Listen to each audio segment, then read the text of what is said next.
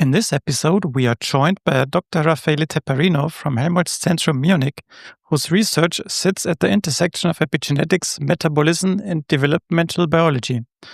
Dr. Teperino investigates how non-genetic factors such as parental diet or environmental exposures can influence gene expression across generations through epigenetic reprogramming.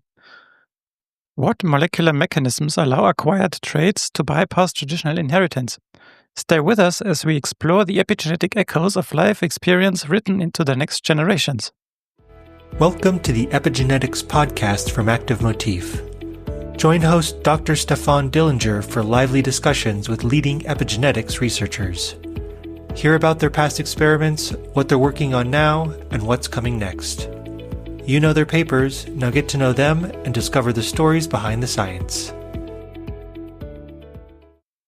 Today I'm joined by Dr. Raffaele Teperino from Helmholtz-Zentrum in Munich. Hello, Raffaele. Thank you for joining me today. How are you doing today? Hi, good morning.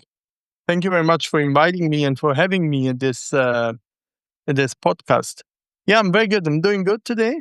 And it's, we said it's a sunny day and ready to start a new work day to deal into epigenetics and physiology. Yeah, let's see what you're up to, because that's what we are going to talk about. But what have been like the most recent things you are doing in the lab? Yeah, we are always focused on. So in the lab, we're mostly focused on developmental programming, as you might know. And what we're doing now, we're trying to understand how paternal preconception health influence offspring health, not only from the offspring perspective, but also from the maternal perspective. So try to understand how male health at conception influence pregnancy outcomes, female health, and maternal fetal interface and offspring health in the offspring health as a endpoint. Mm-hmm. So if we can take a step back and see how you got there. So if we start like in the very beginning, how did you become interested in biology in the first place? And then maybe a little bit later in pursuing a career in science? Yeah, I may say I've always been interested in medicine in general. I've always been interested in understanding physiology. And then, with high school, we got a very, very good biology and chemistry teacher. And that brought me to start university. And at that time, when I started, that was the beginning of biotechnology, at least in Italy.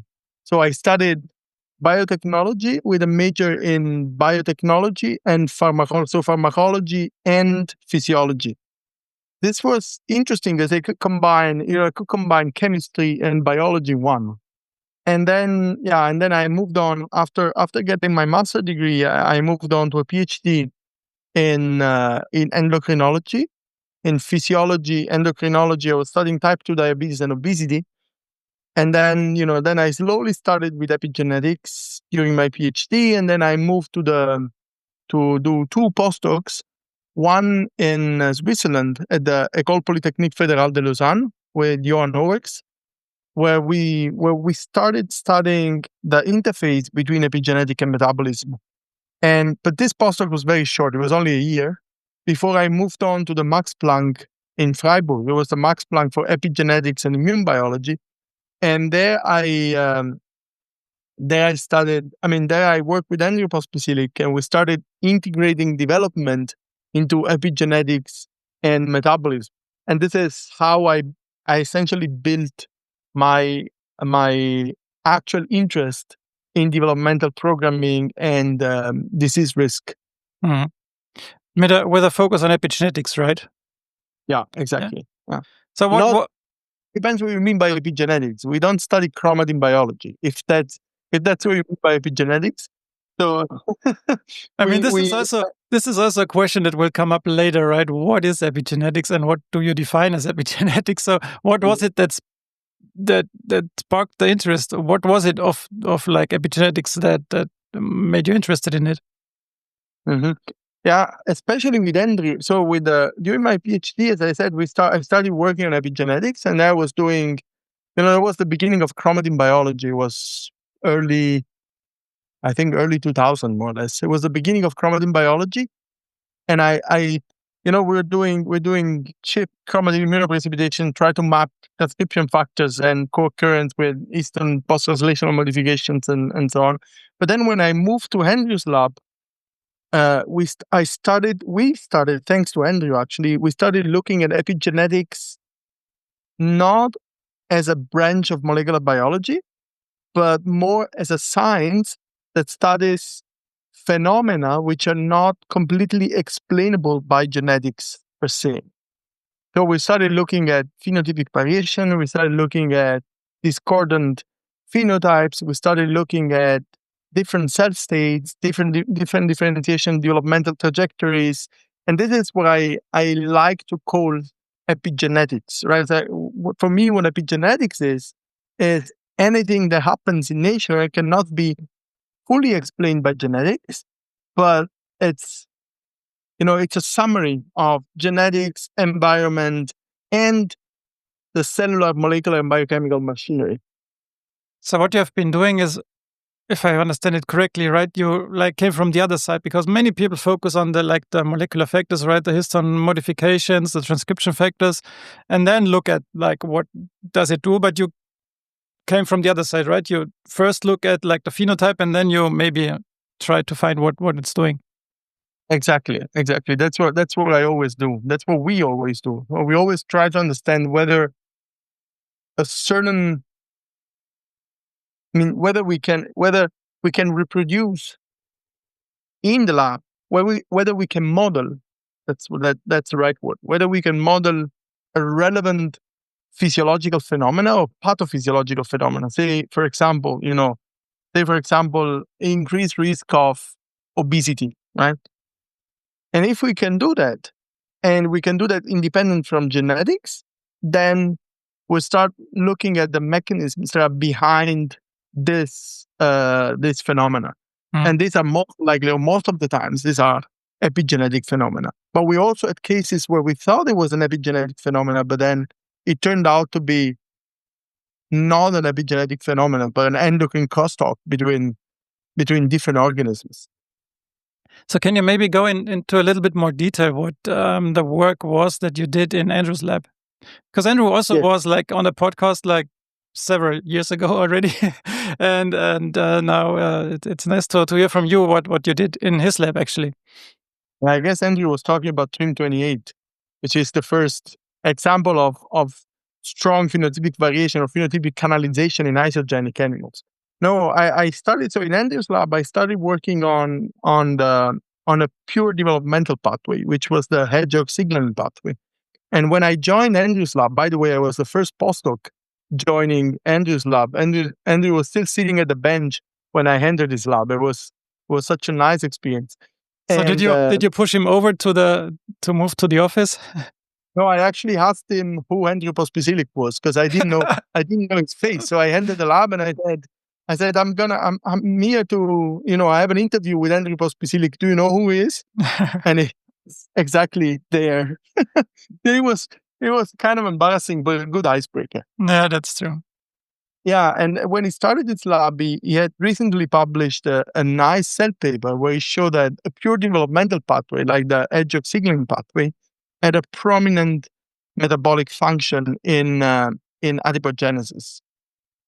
And knocking out the suppressor, a physiological suppressor of this developmental pathway would link to a healthy lipodystrophic animal. So a mouse that couldn't properly develop adipose tissue, but even though this is generally associated with metabolic disruption, these animals would stay healthy, glucose tolerant, insulin sensitive, and exquisitely lean.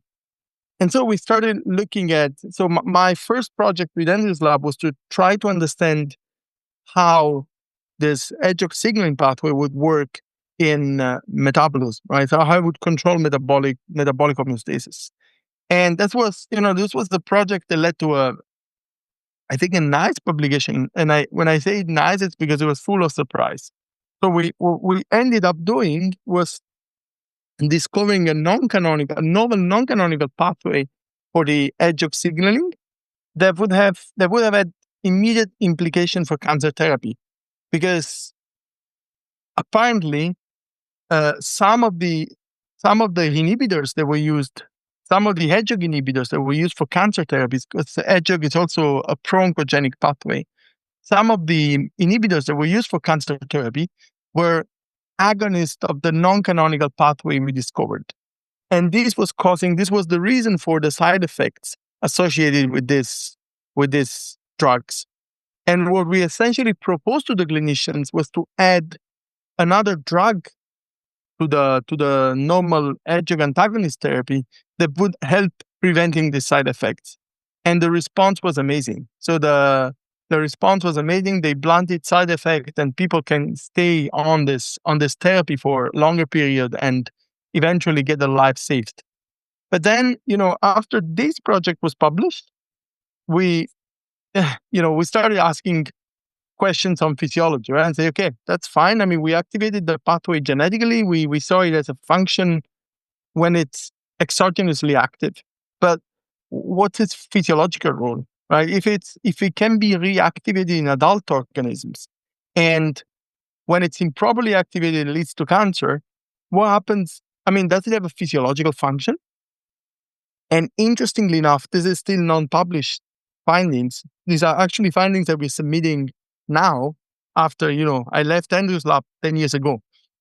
And what we found is that the one of the hedgehog ligands is embedded in the bivalent chromatin state in a cell type specific manner. And if you perturb this bivalent state, you overexpress the ligand. And when it's overexpressed, it leads to the metabolic consequence that we have discovered already. But a physiological twist to unlock this bivalent state is actually fast feeding transition. So if you go from a long fast to a refeeding period, then this bivalent chromatin state, which is poised already, becomes loose, and this hedgehog ligand gets upregulated and can work in its metabolic control. So this was the real epigenetic work in Andrew's lab, which is now coming to an end and being submitted hopefully by the end of this or next week. Oh, nice. So maybe we can put it to the show notes then when it's on bioRxiv. So so you worked in Andrew's lab, and then it was time to start your own lab, right?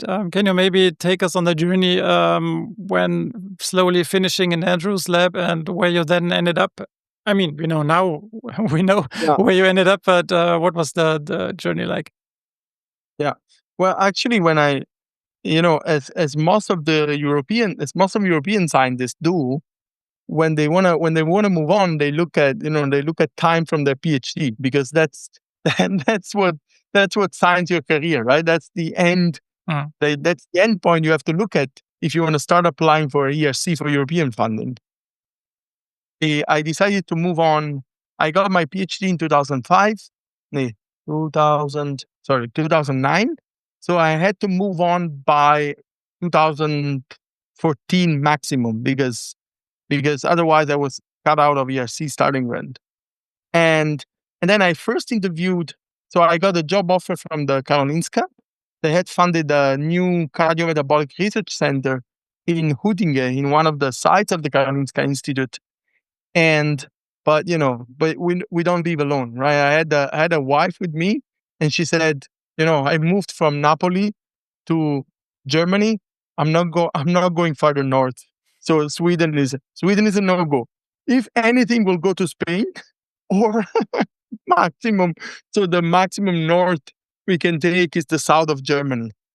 And so, and then I was looking for more opportunities, and I found this job opening at Helmholtz. This was the period where Matthias Schopp was our actual CEO, funded the Institute of Diabetes and Obesity, and he started putting the roots for the actual Helmholtz Diabetes Center. And so I applied to Matthias Schopp. He didn't have positions open, but he allowed me to join the Institute of Experimental Genetics at the German Mouse Clinic, which is where I'm sitting now. This is an institute headed by Professor Raffaele De Angelis, who's the world-leading expert in mammalian genetics. Yeah.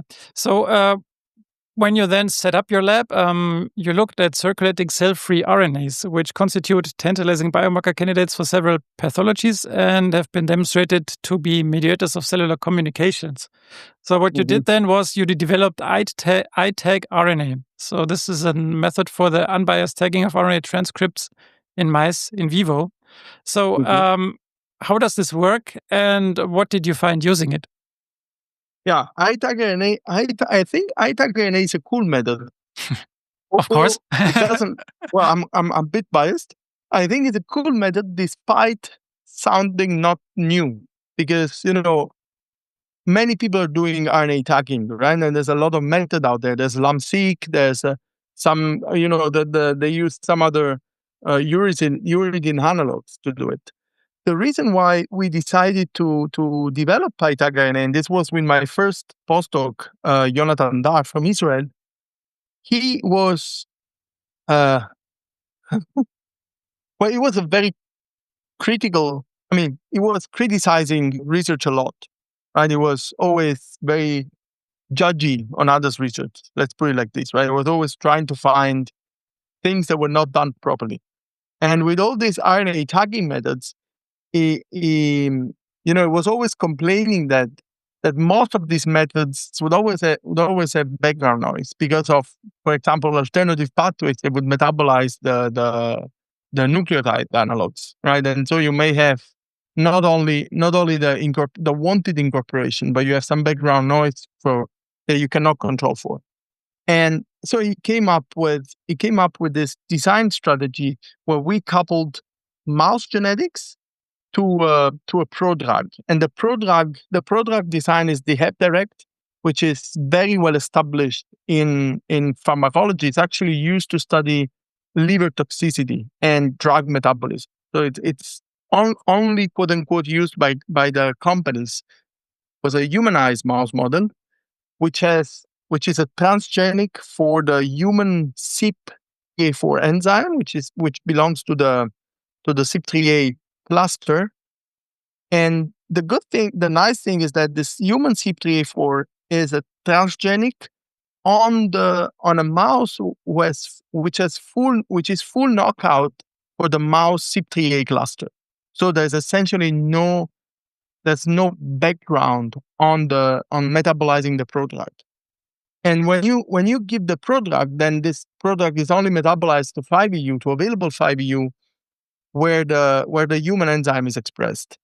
And this allowed us to do two main things. The first one was to fish hepatocyte transcription from a whole liver extract. So we had hepatocyte-specific transgenic, and once you feed these animals with HepDirect 5EU, you could fish only hepatocyte transcripts from the whole liver. So in theory, if you're interested in hepatocyte gene expression, you don't need to do neither hepatocyte isolation nor single-cell RNA-seq. And also, we could, the labeling was very efficient, and we could track RNAs from transcriptional source, the hepatocytes, to the distal site of action. And in our case, it was muscle and adipose tissue. So you could still detect 5EU incorporated RNAs into distal sites.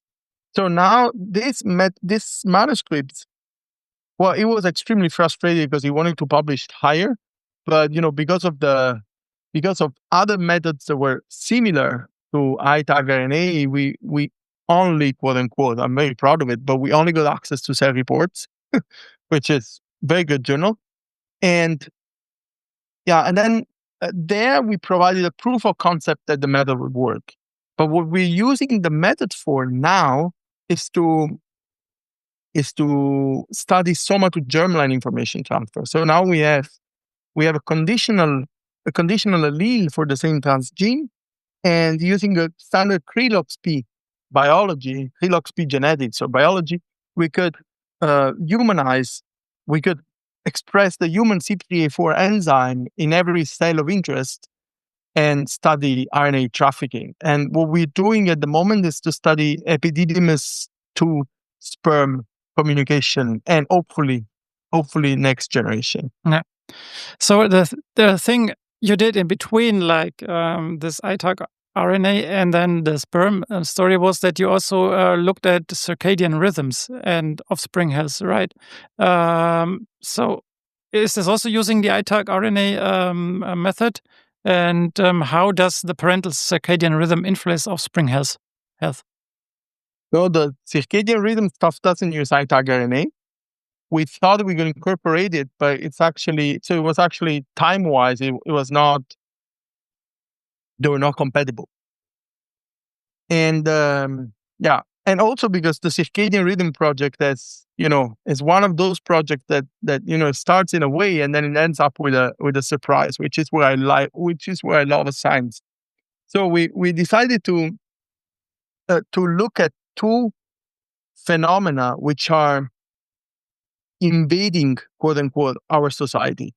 One is the increasing incidence of overweight and obesity among men in working age, and this is what led to the high fat diet story that we'll most likely talk about later. And then the second problem was the fact that we live in a 24/7 society, right? So we're all more or less jet lagged.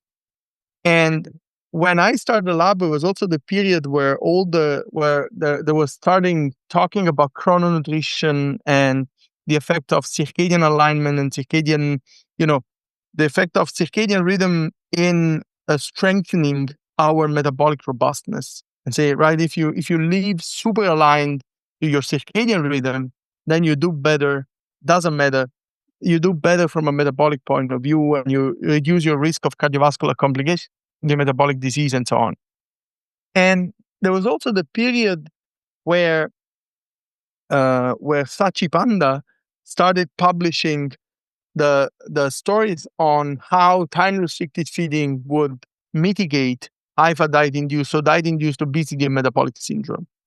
And then we said, okay, I mean that's all fine, but the reality is that we need to work. I mean, to improve our circadian rhythm, we work against our lives more or less, right? Because we live in a society that definitely doesn't drive us to be aligned to our circadian rhythm. If anything, it does the opposite. What does it mean to be aligned with the circadian rhythm? It means that to be aligned to your circadian rhythm, you should live and eat and be active when there's light, and then shut down at night, like shut down completely at night. But that we're all exposed to screens at night, for example, right? So some of us are still staring at a laptop when everything is dark outside. Our cities are not very dark. We sometimes work late and then we come back, it's dark already, and then we start eating. And we know that all these inputs, they kind of give a new impulse to our circadian rhythm. They kind of set a new start to our internal clock. And then we said, since this is a common thing in our lives, what are the consequences of this? Not for us, because they were known, but can they have consequences for the next generation? And so we use a paradigm that was published by Pierre Chambon in Strasbourg a few years back, where they show that all weeks, so mice are nocturnal animals. They have feeding and activity during the night. But if you force them, they're also extremely plastic. So if you force them to eat when they're supposed to sleep, so they quickly readapt to it. But they readapt to it by inverting their circadian rhythm. So essentially, if you look at their clock, they're completely out of phase. And that's what Pierre Chambon published. And what he showed is that if you do this for a short enough period of time, you can uncouple the circadian misalignment from the metabolic problems. And until, if you put the mice on circadian disruption for 4 weeks, for example, up to 4 weeks, they don't show metabolic problems, right? Because they still maintain the metabolic homeostasis, but they're clearly circadian misaligned. So if you look at stress hormones, which is a sign of circadian rhythm, it loses pulsatility, loses rhythmicity, it's just flat and constantly high. So it's like you're always not stressed, but you're always ready to react to something coming from the outside. So that's what we did. We exposed mice to 4 weeks of the circadian disruption paradigm, and we looked at the offspring. And this was very surprised because despite living in a normal circadian rhythm and a normal light-dark cycle, the offspring were almost as disrupted as their fathers. They had a disrupted feeding behavior. What I mean by this is that they were hyperphagic, so they were eating more than normal, but not because they were constantly eating, but they were eating when they were supposed to eat, but then keeping on snacking when they were supposed to stop eating. So a normal mouse stops eating when the light kicks in. These animals, they will keep on snacking for 2-3 hours after the light kicks in, which is kind of interesting because it told us that the brain somehow wouldn't recognize the light. And indeed, when transcriptomics of the brain, we found a global 6-hour shift of rhythmic genes. So you have genes, most of the genes are expressed in a rhythmic way because of all the circadian regulated transcription factors. And these animals, they had a 6-hour shift in this rhythmic transcription. So instead of peaking in the middle of the night, these animals had a peak in rhythmic transcription at the day-night transition. And if you look at the hypothalamus, which is the brain center that controls feeding behavior, then they had a flipped expression of orexigenic and anorexigenic peptides, indicating that they were driven to consume more food than the normal animals. And again, they were just coming from fathers that had circadian disruption, right? So they were on a normal environment. So they were all actually disrupted. And then in this kind of experiments, the first thing you do is to try to show that the intergenerational effects are inherited or transferred by the gametes, right? Because in the end, that's what goes through a fertilization. Then we did IVF, and this was the biggest surprise. I still remember a PhD student coming to me and say, "Hey, this is crap. We get no effect anymore when we do IVF." And we looked at the data, and it was actually, that was actually the case. We didn't see an effect anymore. So IVF blunted the paternal induced circadian disruption. But then I asked him to repeat the experiment to repeat the phenotyping of these mice by phenotyping at the same time animals that were instead generated by normal mating, by natural conception and not IVF. And what ended up being is that IVF per se phenocopied paternal circadian disruption in animals that were not exposed to paternal circadian disruption. So if you look at, you lose the effect of paternal circadian disruption in offspring generated by IVF simply because both groups, they moved towards of circadian disrupted father generated by natural conception, which was, it was interesting. And what suggested us, it was that maybe the seminal fluid is actually a gatekeeper for this intergenerational programming. And then we started looking at seminal fluid. And there was the period where Sarah Robertson from Australia started publishing the relevance of seminal fluid as an endocrine hub. So seminal fluid contains cytokines, it contains immune mediator, which are useful to prepare the female tract to have the conceptus, right? So to facilitate implantation, facilitate pregnancy, facilitate placental generation and function, and so on. And then we looked at the seminal fluid. We started looking at these cytokines. We found nothing. What we interestingly found is that seminal fluid contains stress hormones. Seminal fluid contains corticosterone. And we also thought, what I told the PhD students at Max, we need to find evidence that this is true in at least another species. Otherwise, we get killed. Because, how can stress be transferred through the seminal fluid or sensed in the seminal fluid? What's the function of this? And then we realized, when we were looking at farming, we're looking at farmers and breeders, and we realized that large animal breeders, especially for bulls, they use cortisol in the seminal fluid as an indicator for high reproductive capacity. So bulls that have low level of they have low stress in seminal fluid, they're better breeder. And this was interesting.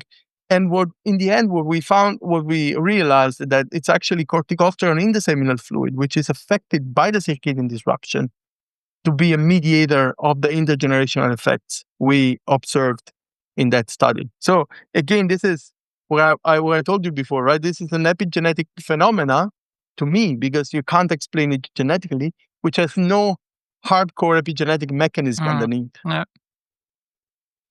So now we're following it up, because what apparently corticosterone or cortisol or stress hormones in the seminal fluid do, they influence placental function and pregnancy outcomes in a quite substantial way. Mm-hmm. And you can identify a signature of reprogrammed NRTC1 responsive element, so GR responsive element throughout fetal development, which is, to me, it's quite interesting, because, if you look at pregnancies, right, or pregnancies at risk, what you do when a lady is at risk of delivering preterm, what you do is you stuff her with corticosterone, with glucocorticoids, because you want barrier tissues to develop faster, right? Mm-hmm. And baby to be able to breathe autonomously, even though is born before term.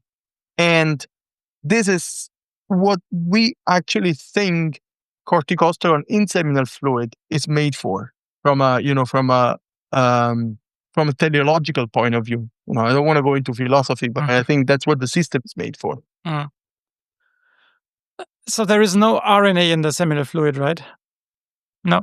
Well, there is RNA in the seminal fluid. There's a lot of RNA in the seminal fluid, but we could exclude a function for RNA in the seminal fluid, because we used genetics. So we used females that were, we used two kind of experiments. On one side, we used females that were heterozygous for the glucocorticoid receptor. And then we mated them to unexposed males, so wild type animals on a standard circadian rhythm. And the wild type offspring of these heterozygous mothers, they phenocopy offspring of circadian disrupted fathers, suggesting that actually the glucocorticoid receptor signaling at conception in the female tract would be the key to the generational effect. Also, corticosterone in the seminal fluid is secreted in a pulsatile manner, with a peak at the day-night transition, which is most likely an anticipatory peak of copulatory activity in mice, because mice like to breed at the day-night transition. And if you force them, so if you stimulate them enough and force them to breed outside of this peak, there's no phenotype anymore. There's no intergenerational programming anymore. So if you naturally exclude glucocorticoids from conception, there's no phenotype anymore in the next generation, suggesting that it's the difference in signaling that they see between stressed or non-stressed fathers to reprogram development and lead to the intergenerational phenotypes that we observed. This is very interesting, and many moving parts, right, which could affect the health of the offspring.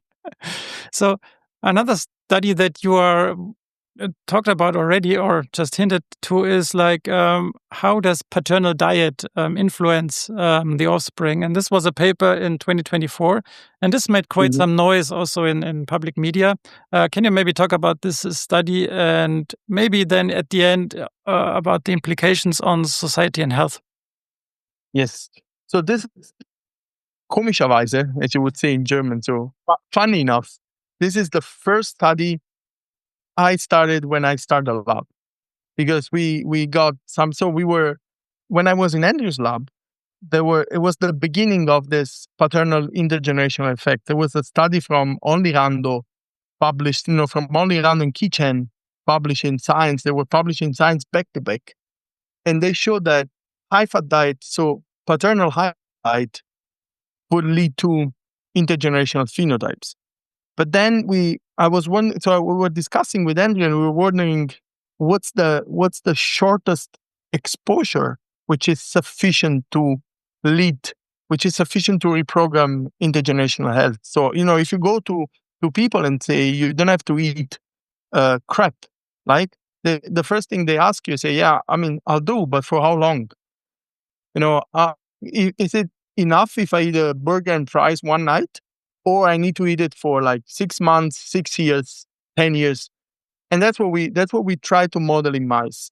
And we found that a period as short as 2 weeks is sufficient to lead to intergenerational phenotypes more and more. And then when I started the lab, since we had this interesting preliminary data, then we started working on this. And the first problem we had to face was when do you expose mice to a high-fat diet, right? And if you look at the literature, there's a patchwork of different exposures, different timings, different starting periods. And this is, to my point of view, this is one of the big pitfall in the field. Because if you want to look at paternal effect, you need to consider a key developmental process, which is male specific, and that's spermatogenesis, right? And spermatogenesis starts at birth, and you have, by 6 weeks of age, you have the first pool of genetically mature spermatozoa in the epididymis, where they acquire functional capacity. So you need to understand. I mean, if you want to look at paternal effects, from my point of view, you need to see whether, which of these processes, or if both of them are important. First, if both of them can sense environmental challenges, and secondly, whether both are important for the intergenerational programming. And we decided to time the high-fat diet exposure to the beginning of the first wave of epididymal maturation. So we did high-fat diet from 6 to 8 weeks for 2 weeks, and this was sufficient to induce glucose intolerance, significant body weight increase in exposed animals. Interestingly, in the offspring, we got a phenotype which was not 100% penetrant. So offspring of these animals that were exposed for 2 weeks on high-fat diet, 30% of them displayed interesting glucose intolerance and insulin resistance. And this was quite a robust phenotype, because we reproduced it across 4 different cohorts, 2 different seasons, 2 different mouse rooms. So it was quite a robust phenotype, because when you see partial penetrant phenotype, they can always happen by chance, right? But this was not we could rule out that was not the case, because it was present in every leader and across several cohorts and different conditions. And then we called Antje Kerner from the University of Leipzig. Antje is a colleague, and she's one of the master of the life child cohort. The life child cohort is a longitudinal human study in Germany that looks at trios, essentially. So mothers and fathers are deeply phenotyped at first visit in the clinic. So when the mother comes to the clinic, say, with a positive pregnancy test, and then they start the standard pregnancy visits, right? So they're deeply phenotyped at that stage, and then the offspring are longitudinally followed up until 18 years of age, more or less. So the standard German Untersuchungs pathway for kids. And using this data, she had already shown that kids that were obese as adolescents, they were already significantly overweight at 1 year of age. So they were, overweight for kids, like, it's quote unquote, but they were already on the upper limit of the growth curve, suggesting that this obesity is developmental, it's prenatally programmed. And then we used this data to understand whether the paternal effects we were seeing in mice were actually mouse specific, or they were relevant for human biology. And what we saw is that in families with lean mothers having an overweight father, so with a BMI beyond 24, so between 24 and 30, which is the standard range for overweight in humans, having an overweight father would double offspring risk of developing obesity and insulin resistance. And if the father were obese at conception, so overly obese at conception, this risk would go fivefold higher compared to the general population, which is huge to my point of view. So if you, especially go. If I can ask, so you are talking about high-fat diet, and now you're talking about obese fathers. So is this the same thing, or is like if you eat? Well, high-fat diet is the best model, is the best way to mimic obesity, to mimic diet-induced obesity in mouse. Okay, so and the best model for human obesity. Yeah. So if you say you eat a high-fat diet but still do enough sports to stay lean, then this wouldn't have the same effect as. That's a good question. That's what we're trying to figure out now. Okay. So what we're trying to figure out now is whether the intergenerational effect is due to the diet, or if it's due to the diet-dependent phenotype, right? So you can eat crap and do tons of exercise, so have no phenotype, no evident phenotype, but still you might have the effects of the dietary components. And this is something that we're still trying to figure out. We're still trying to dissect phenotype from diet effects. What was I saying? Yeah, so paternal overweight or obesity, common overweight or obesity, like non-genetically driven obesity, was a independent risk factor for childhood obesity and insulin resistance. And this was interestingly still true when we corrected for common genetic risk, for standard polygenic risk score for obesity in the family, and when we corrected for lifestyle, for kids' lifestyle. So if you take two kids, just to give you an example, two kids that are exposed to TV the same time per day, the one coming from an overweight or an obese father will still have a higher risk of developing obesity and insulin resistance, independently of lifestyle. And in the same way, if you take two kids that are as sporty, the paternal overweight or obesity influence this kid's risk of developing obesity and insulin resistance. And then we went on and we started looking at phenotypes, and this is where RNA comes into play. Because the first thing we did to look at phenotypes, we try to either include spermatogenesis in the picture or exclude spermatogenesis from the picture. And so we did a pulse and chase experiment where we exposed animals to 2 weeks of high-fat diet and then chased them on a standard chow diet for 4 weeks. This would allow developing germ cells that were exposed to the diet to fully mature and then end up in the pool of fertilizing spermatozoa that could influence the next generation. Well, in this case, there was no phenotype in the next generation, suggesting that two things. First, spermatogenesis is not involved, at least in this model. And second, this model is plastic and reversible, right? Because if you switch the diet, in this case, you also switch a phenotype, there's no phenotype in the next generation anymore. Then once we assured that spermatogenesis was not involved, we also do single cell analysis of testes, and we didn't find much. We looked at the sperm epigenome. Now, this is a good point. So the way I define sperm cells when I go to meetings, I call them lazy bumps, because these are cells that they essentially do nothing. And so they don't transcribe, they don't do transcription. Nuclear transcription is almost silent. Translation is almost silent. Actually, if you look at them along the epididymal maturation, they shrink, they significantly shred their proteome. So they lose 25% of their proteins.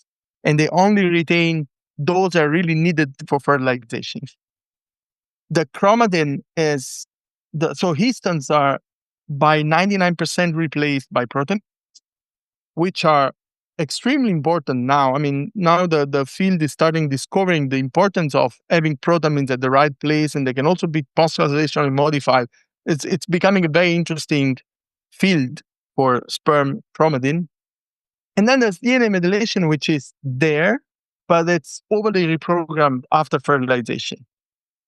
And then there's the pool of this small non-coding RNAs, which seems to be very interesting for the intergenerational phenotype, at least based on what other prominent scientists in the field have published, like Tracy Bay, Lolly Randall, Ki Chen. These are all people that have pushed forward the relevance of small non-coding RNAs in sperm for intergenerational phenotypes. So we took sperm from high-fat diet and low-fat diet exposed fathers, exposed males, and did small non-coding RNA sequencing. And what we found was a strong signal for mitochondrial encoded small RNAs, which was, at first it was surprising. I thought it was contamination, but then we repeated this several times, and it was clearly a signal. It was clearly a signal. And then the PhD student came to me and said, hey, look, I also found a very old paper that shows that actually mitochondrial DNA transcription is the only one still active in mature spermatozoa. So this kind of makes sense. And then we started mining publicly available data sets for epididymosomes, cytoplasmic droplets, epididymal epithelial cells to try to understand whether these RNAs were sperm-born or they were acquired from epididymal transit. And what we found out is that they were actually sperm-born. And there was a story published a few years back from Anita Ost lab in Linköping, also coming from Andrew's lab, by the way, showing that if you have men on a 1 week high sugar diet, you get a boost of mitochondrial DNA transcription in spermatozoa. It's a 1 week of high sugar diet, a strong boost of mitochondrial DNA transcription, which makes sense, right? So you change cellular energy needs and the cell adapt by trying to build mitochondrial mass. And that was, so far so good, right? We got a global upregulation of these mitochondrial derived small RNAs. And what this gave us was also a chance to show for the first time that there was inheritance of sperm-born RNAs, because the mitochondrial genome is extremely variable. And there's a lot of research on mitochondrial DNA variation. And there was a guy in Vienna, Jörg Burgstaller from the University of Vienna, who's dedicated his scientific life to study mitochondrial DNA heteroplasmy. And he has established a bunch of mouse lines which have the black 6 nuclear DNA and the mitochondrial DNA is coming from different strains. And one of these strains, the Staudach,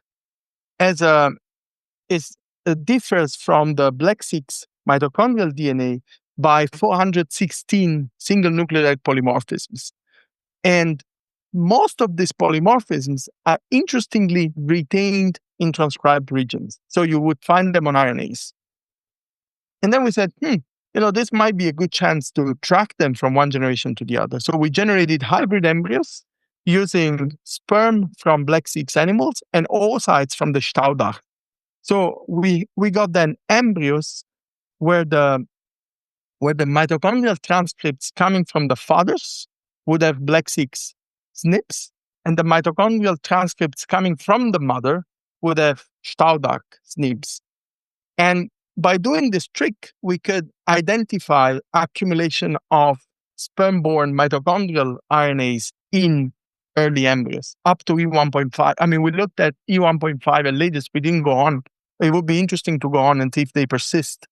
But what we interestingly found is that what they may likely do, we still don't know that for sure, but what they may likely do is to upregulate transcription of the maternal mitochondrial DNA. So they go in, and insist they may regulate maternal mitochondrial DNA transcription. So this was a very good moment, because it was for the first time we were able to show transfer of sperm RNAs to the oocyte and early embryos in a pure physiological scenario, right? So we didn't do any microinjections, we didn't do manipulations of the embryos, we didn't perturb the system in any way. And then there was a second surprise that came up, which I still don't have the answer for it, but it's also very interesting. If you look at so we did single embryo RNA-seq to measure heteroplasmy. And if you look at these single embryos, the one coming from high-fat diet exposed fathers, they cluster into 3 independent subclusters. One cluster are female embryos, and the other 2 are male embryos in a ratio of 30 to 70. Now, what differentiates these clusters of male embryos is that the 30% acquired mitochondrial RNAs from sperm and is transcriptionally reprogrammed. Very interestingly, transcriptionally reprogrammed towards premature activation of oxygen metabolism, which is a risk factor for late onset metabolic disorders. The 70% of them, they seem to be resilient to paternal mitochondrial RNA transfer. So they don't acquire paternal mitochondrial RNA and they are not transcriptionally reprogrammed. And interestingly enough, the phenotype we saw in the next generation was 30% penetrant. Now, whether these 30% embryos are the ones leading to the 30% sick offspring, we still don't know. We can't say for sure, but the one-to-one match of numbers, it seems interesting. The female embryos are even more interesting because they acquire paternal RNAs, but they're not transcriptionally reprogrammed. So we seem to see in this 100 embryos that we looked at, we seem to see a quite prominent phenotypic variation, which is either induced by the paternal epigenome or by early developmental phenomena, which we still haven't understood. One last aspect and very interesting aspect of the study is that these mitochondrial RNAs are also the only biotype which is in significant linear association with BMI in humans. So if you take a small cohort of healthy individuals which are ranked by BMI, and these are otherwise healthy individuals ranked by BMI, and do sperm small RNA-seq, only mitochondrial-derived RNAs are significantly associated with BMI. So individuals which have a higher BMI will have more mitochondrial RNAs. And an equally well sperm parameters like fertilization capacity and so on. And then a very, very last point, mechanistically, what we could show is that what diet does induces mitochondrial dysfunction in spermatozoa, which is then compensated by upregulating mitochondrial RNAs. And this we could show by using mouse genetics again. So if we take a bunch of lines which have mutations, a bunch of lines which are whose genes which have mutations in genes that are important for mitochondrial structure and function, and you look at the wild type offspring of these guys, they will phenocopy paternal high-fat diet in terms of offspring phenotypes, but also in terms of sperm small RNA payload. So having genetically induced mitochondrial dysfunction would lead to upregulation of mitochondrial RNAs in sperm and offspring glucose intolerance and insulin resistance. So this is how we close the. And yeah, as you said, he had quite a public resonance, and I think the public resonance came from the fact that it was one of the first studies to clearly show that fathers have an independent influence on offspring health, and one of the first to point out that two things essentially. The first one is that male preconceptional health is as relevant as female preconceptional health, and the second is that he kind of raise the awareness that we need to start, rebalancing the parental responsibility for offspring health, right? So if anything goes wrong with pregnancy, and if anything goes wrong with offspring, the females are the ones that are generally blamed. This is not necessarily the case, right? So we have shown that paternal preconception health may affect pre-implantation development, may affect fetal development, it may affect placental generation and function. So we need to at least consider male and females on the same side, at the same level in terms of potential intergenerational effects. And this is an example I like to give when I go and talk about this topic. Is that if a couple goes to a gynecology, you go to a gynecology practice, and the lady and then they say, we're thinking of having a baby, and then the doctor just turns around, start looking at the lady and say, okay, from this moment on, you start smoking, you start drinking alcohol, you take folic acids, you do exercise, and then eventually we'll look at the guy and say, you go out for a smoke. And this is something that needs to change. And I think that was the one of the reasons why the study got good public resonance. Also because it offers an opportunity to intervene early on male lifestyle and try to save quote unquote at least two lives, your own life and the one of your offspring. Yeah, that's very interesting and also very relevant, right? But in interest of time, I will save my questions and try to wrap this interview up. Maybe one thing that is also very interesting is what you're going to do moving forward, right? So imagine you are due to submitting a grant proposal tomorrow. What would you have written into this? Yes. So these are two main aspects we're focused on, which I touched upon during while I was describing the last project, right? So the first one is whether and how we can mitigate this intergenerational programming. And, and for this, one way we're looking at is to try to uncouple diet from phenotype and see which one has the most relevant impact on intergenerational health, and also target specific mechanisms that might molecularly revert the phenotype. And the second aspect, which I'm still puzzled by, is the partial penetrance of the phenotype. So another grant that I'm trying to get funded is to understand where this phenotypic variation comes from, whether it comes from sperm heterogeneity, whether it comes from early developmental, Andrew would love to call it stochasticity, I would say early developmental variation, or it comes from a combination of both. So these are the main two questions that I'd like to answer, and hopefully in the next few years, let's put it like this. So for the last 60 minutes, we have been on a journey through your scientific career. Did we miss something important, or would you like to add something?